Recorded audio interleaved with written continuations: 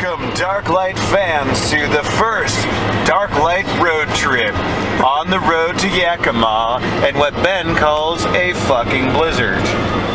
I don't see the blizzard, but it is snowing. I know the Black Bull is still kind of a blizzard. Yes. Like me driving in your big fucking suburban. And yes, excursion. Xavier is driving the band vehicle. And Freak Show is putting on his makeup on this bumpy ass road. Pretty fucking good, I'd like to add. Pretty fucking well.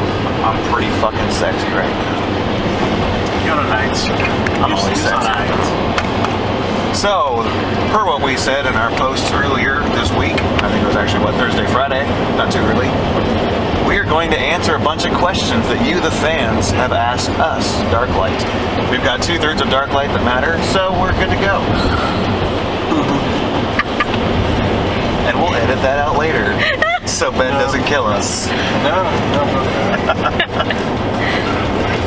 Drink coffee, folks.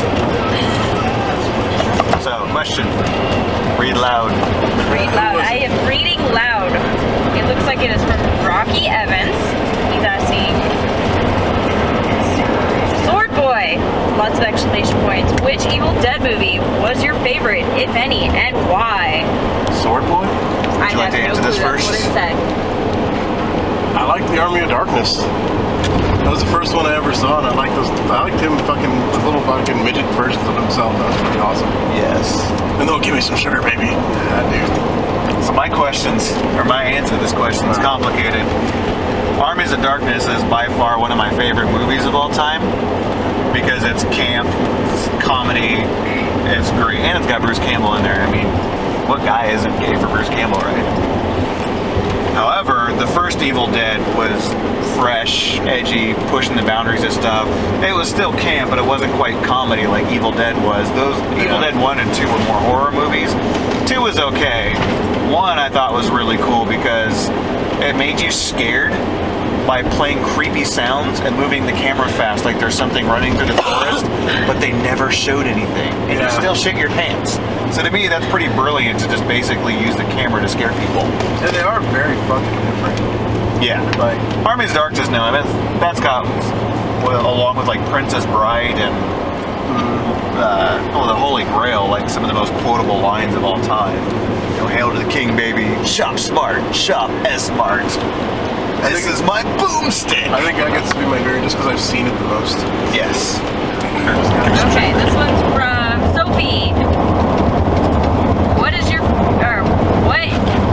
favorite thing about giraffes? Giraffes is Ben's thing. I think it's fucking corny. Yeah, I mean it's kind of funny, but it's mostly corny. I respect the giraffe thing. I think giraffes are hilarious, and I'm kind of into dragons and other stuff, so I think it's kind of cool that we all have our own kind of fetish, as it were. I think it's a little creepy. I think it kind of fits. I don't know if it's true, but I know Wade posted that I guess the female giraffe pisses in the male giraffe's mouth before they get it on. So how is that possible? That fits Ben, I guess. If their head is so goddamn tall, how does he get his head? Like, does he get a bend like an anchor, like down under the female's hoo-hoo and have her pee in his mouth? Dude, we as humans come up with funky ass positions. That's like a 7-foot dude bending over to stick his head upside down into a water faucet to get some water. Sophie again, who writes most of your songs? To answer that honestly, I am the creative source for a lot of the music, but Ben and Xavier are instrumental, not to make a pun, in shaping the songs that we have. I throw out most of the ideas, and Ben and Xavier are really the important ones on shaping those into a cohesive song.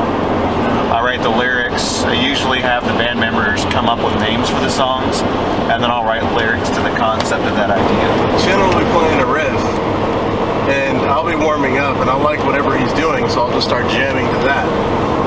And before Ben even gets down there, we're like, okay, we need to make this a fucking song. Like, I think that's how Demons came along, isn't it? No, Demons I wrote shortly after we got into a band, but with Demons, I was feeling like I was stuck in a box with what I was writing music, and so I was just sitting there one night, like, I want to write something different. All I played was that little intro clean piece, and I swear the rest of the riffs of that song just came to me, like, one after another. Recorded it, wrote it down, and brought it to practice, and then we had those riffs and everything in place, and we wrote the whole song. It took us a while, but that ending piece was the most interesting part because we spent months trying to write the end of that song. Yeah. And Ben looks at me and goes, "You're the fucking riff master. Why don't you fucking go in there and write a cool fucking riff?" So I did. That was fucking cool. And I didn't think I could come up with the ending part, the double bass part to it. We were just messing around and Shannon was playing the end, I don't know what the riff was about, just the end riff. Yeah. And the tap part that Ben does on his bass was actually just another riff I was fucking around on. He originally wanted me to play that, and then Xavier and I peer pressured him into doing that as tap on the bass while I kept the original riff. He tried to half-ass it at first. He's like, "Oh, I could just do it this way," and it was kind of sloppy. We were like, "No, it's gonna be cooler if you fucking tap it." And he did it, and now it's actually pretty awesome. That's what she said. Yeah. So yeah, we actually, you start, then we kind of fucking mix around with it. Sometimes I'll go to Shannon's house, and he'll play a riff, and he'll kind of bounce ideas off me just a little bit. And that's just how it works. And sometimes when it comes to writing drum parts, if Ben has a particular idea, he'll get behind the kit and show me something, and I might incorporate that. Sometimes I don't, but sometimes I do. You kind of look at it like this. I'm like a fountain of tasty ingredients. Ben and Xavier just come along and mix them together to put them in a nice product for everybody. Fountain of tasty ingredients. Well then, does X legitimately own a Nintendo? And yes, Shannon. Oh, sorry. Oh, I guess for that question, I have a Nintendo and I have a Super Nintendo. And my Super Nintendo and a bunch of my games are in the back of my car. I have a Super Nintendo. Yeah? Oh, go ahead, sorry. I thought you had a Nintendo 64. I have a Super Nintendo and a Nintendo 64. I want to play Nintendo 64 to play Star Wars Shadows of the Empire. Oh yeah? My mom used to play this shit. I think I have that. Yeah. And yes, Shannon, where did your fucking beard go? So, I decided to make a change for the record. Originally, a job asked me to do it in order to get a job. I decided to do it before I even got an offer for the job because I decided if Freak Show was just a beard and some mohawks, then Freak Show wasn't really a part of me. Freak Show was just a gimmick I was wearing on the outside. So I decided to take everything off and start internalizing Freak Show a little bit more.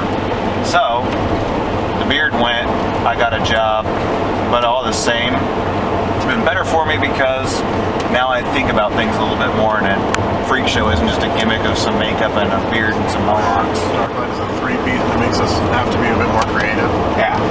So you can't exactly rely on just the beard and the mohawk anymore.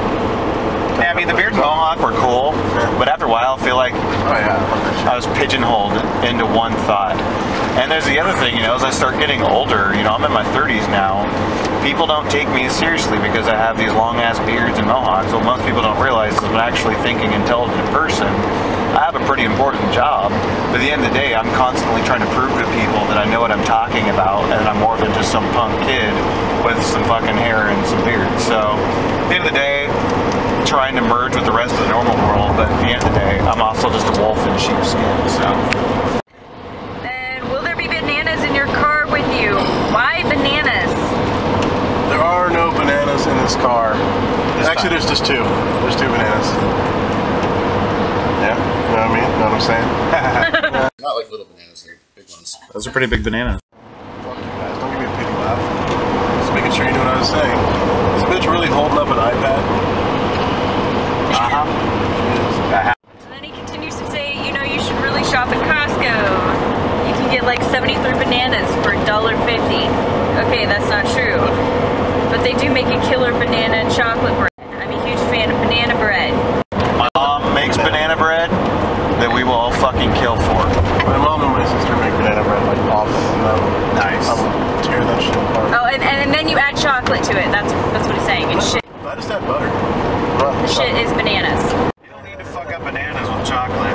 However, I got chocolate. a nice little scientific scientific tip from Freak Show. If you're ever taking a test or need your brain to be on top of its game for whatever mental activity you need to do, a combination of bananas and chocolate actually provides you right nutrition for your brain to be at its optimal performance. I did not know that, sir. You're welcome. Yeah. Remember, the more you know with Freak Show. It kind of became a thing because I brought bananas to practices. I was like, okay, there's going to be photos and videos and shit like that with this band, so I should probably not be as fat, which I failed at. But, so I started eating bananas more often instead of going to McDonald's and shit. And so I figured I'd bring some for everybody else at I practice. came to that bought a bunch of practice with a sack of bananas. sack of bananas. Before he told me he brought a sack of bananas, him and Xavier acted all indignant, like I was bringing a bunch of bananas because they were black. They're like, what? What? We're supposed to like bananas because we're black? Trying to say we poach monkeys? What the fuck? And then, after they had a good laugh at my expense, Xavier pulls out a sack of bananas. That's what made it extra funny. But really, we're just trying to be healthier, eat fruit. Banana's like the easiest fruit to eat while you're jamming in If you ladies practice. out there can eat a banana in one bite, you get a free Darklight t-shirt. We should totally do that. Yes. Only if you're chick. I said ladies. Go big or go home. There you baby. go. There's some clarification for you people. Is it okay to pet on the first date? Yes. Oh, sorry. Really? Why do you say yes? Why do I say yes? Depends on the situation. Well, it depends on what you mean by pet. Yeah. I mean, if you're a furry and you're going out on a date, then petting's probably entirely appropriate. But if you're going on a date and, I don't know, it's a prudish date, very reserved and conservative, then I'd still do it. I don't know, Xavier. I always just gauge it on the chick. You know, if your first date's at like taco time and you're just holding hands walking around the library, not really. But if you buy like a fucking lobster dinner with like a nice glass of wine, bitch, you're putting out. Yeah, you gotta. Yeah, you gotta. Furthermore, to this point, You want some shrimp? women have been fighting for the last 100 years for equal rights. That being the case, if you want us to still open the door for you, give you flowers, pay for dinner and all this stuff, that's not equal rights, that's equal rights with special privileges. So you might want to think about that when you're asking for all these equal rights and stuff on top of that. Maybe you should open the door for me. Maybe I'd like flowers. You never know. I think I'm gonna add right here that Buy me a drink. That whole chivalry is dead, women killed it clip. Remember that shit? Oh yeah. Chivalry is dead, because y'all killed it. I guess if the chick is down with petting on the first date, fucking go for it. I'm a gentleman. I seem like a fucking perv and like I'm all super disgusting and vulgar than I am when you get to know me, just because I think it's funny. But I am a total gentleman usually.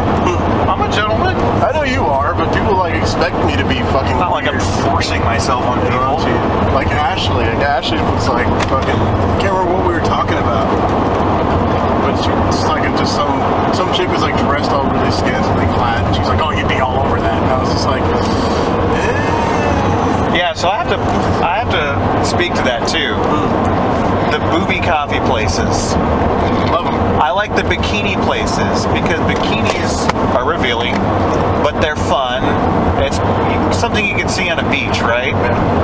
When you go to the lingerie places and their landing strip is sticking up out of their lingerie and their titties hanging out, I don't like that. It's gross. I don't want to drive in the daytime to see a girl who looks like she should be going to bed or under the covers or taking a shower serving my coffee.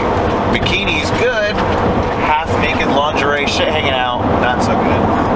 Don't want to see your business. We want to pretend like we can see your business. The first time I've ever been to one was on accident. It wasn't clearly labeled that that's what it was. And I'm such a dork for the simple fact that I spent the whole time staring at my steering wheel because it felt appropriate just to sit there gawking at her. Yeah, like, you do feel a little guilty. see- It's like I know that's what you're there for, but I. It's like, yeah, Freak Show, he seems all on that. He's awesome. But like, no, I just stared at the steering wheel in shame. Like, I don't want to do this. Well, that was part of the thing I was talking about. You showed me a picture of like it was like the same chick. She was really hot, but she had like this bikini where like the bikini stripe like just covers the nipple, and like the other like she's like wearing some thong that just barely covers her cooter slip. Yeah. And it was just like that's just throwing it out there. Be a little fucking classy. Have a little mystery to that shit. Yeah, you can be sexy and Granted, if classy. you threw it my way. You can be sexy and classy. Like, I don't like the way you dress. You can be sexy and classy without looking like a whore. Yeah. Guys want a girl that's sexy and classy. They don't want a girl that just looks like a straight up whore that's gonna throw her shit and everything. When you're going down the street, or in the what's it called? The street bobbing or whatever it's called. I don't know. It's a fucking where you're laying on your back. Street bobbing sounds like a fucking blowjob in a car on a bumpy road. There's a sport where you lay on your back on like a flat board and you're going down the road. Oh, I forgot what that's called. I was gonna make a joke. A whore is like that, but in a cat of nine tails field, just with their legs open. Like you can't just be. So this one is from Wade. Oh, great! I remember this one. He's a long-time listener, first-time caller. Is it true that X won an Academy Award for Best White Guy Accent on a film and stage? Fuck you, Wade. I'm sick. You don't have to do the white guy accent right now. It's okay.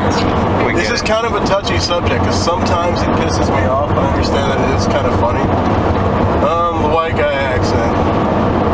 I've gotten that a lot. Like I'm talking to chicks on the phone and then they meet me in person. Like, I swear, I thought you were a white guy. I'm so surprised. It's like, I'm sorry. I was fucking raised to speak English and shit. That's where you look at him and say, "I'm not white." It's like, what the fuck? Who's been lying to me all this goddamn time? I thought I just had a good tan. The cat. I got a drum set and everything, and all these Metallica albums. I gotta throw them out now. Fuck. Give me a hat with a sticker and tag on it real quick, please. And my mandatory puffy jacket. I talk how I talk just because. I don't aim to talk any particular way.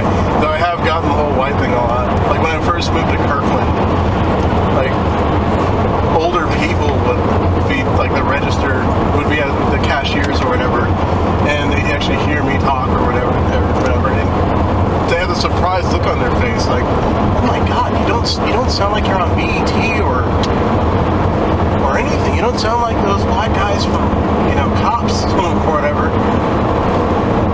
And it's pretty funny. Like even black people pull that shit at me sometimes. It's fucking irritating. It's like, oh, you sound like a white guy. It's like, what's wrong with college boys? I also get it with the way I dress, and because of the music I listen to, I've gotten like other racial things that always piss me off. Does that mean I can say you're honorary white? See, it's cool when you go. And there's nothing wrong with being either race. It's just that when people say it, it sounds like a fucking obvious insult. Yeah, it's like when you say thank you, but you look at someone and go, thank you. Yeah. It's like the sarcastic version of fuck yourself when I'm saying thank you. Yeah. Like, I had an ex-girlfriend that acted like I wasn't black enough for her to see this fucking video later on. Sorry, but not really. Yeah, she acted like I didn't act black enough for her to do certain things. And I just went off on a whole fucking rant. I was like, do I need to learn how to walk funny like they do, like all these other motherfuckers do? Do I need to learn how to fucking speak like a goddamn moron? Like I never picked up a goddamn English book or any shit like that? Or do I need to get a hat with my fucking sticker of what size it is and where I got it from and all that kind of shit? I need to be worried about what name I'm wearing or all that kind of shit. That really pissed her off because that's some of the shit she did too. I went off on a whole different tangent, but it's just about the whole fucking voice thing. My white accents. I don't know. No, I have not won any award yet, but I'd be happy to be nominated because I never won any. Actually, I have won awards, but that'd be cool to be nominated for one. Everybody is going to want to know what you guys are going to do when you run out of bananas on the road, because you will. We will stab a We'll always have two. So you're There'll always be two. Yeah, we always got two. Why do you think Ashley calls me Shannon Banana? Oh my god. You knew that was going to come. We got 2 bananas. We got 2 bananas and 4 melons. Yeah, we do. On 2 toasters, so. 2 toasters. Toasters? Oh my god. What the fuck are you talking about? Is your cooch burnt? Did your cooch burn things? Do you have herpes or something? Yeah. Because a toaster cooks shit. So if you Thought I smelled some rye. Or a little sourdough.